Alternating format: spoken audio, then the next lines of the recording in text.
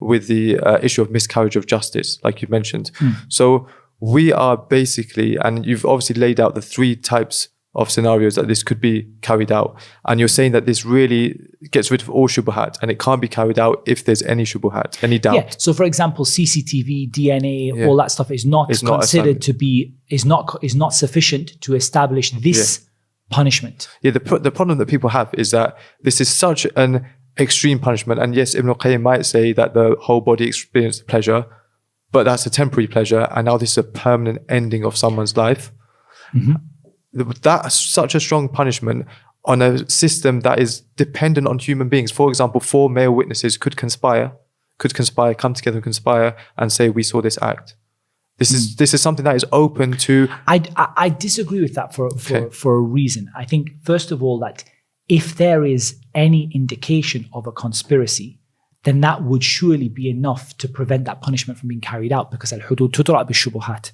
Hudud are not carried out in the presence of questions or confusion.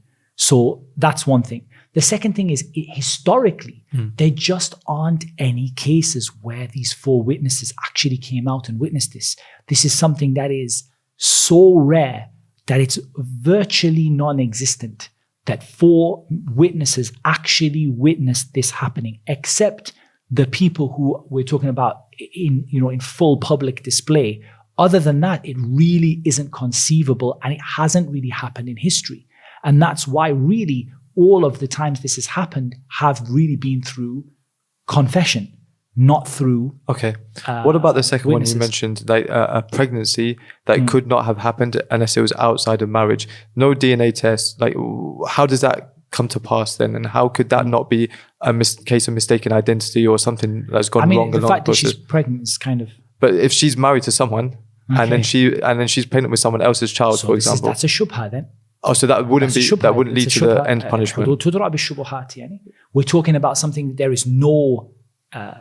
You're saying it's only if she's not married and she becomes pregnant. That's what you're saying. And there's no conceivable way. Or for example, her husband hasn't been in the country for 2 years. How do you find out the man who so is the punishment just on her, or is it also the man? No, then that depends. If we don't have a proof for who the man was, then we can't carry out the punishment, can we?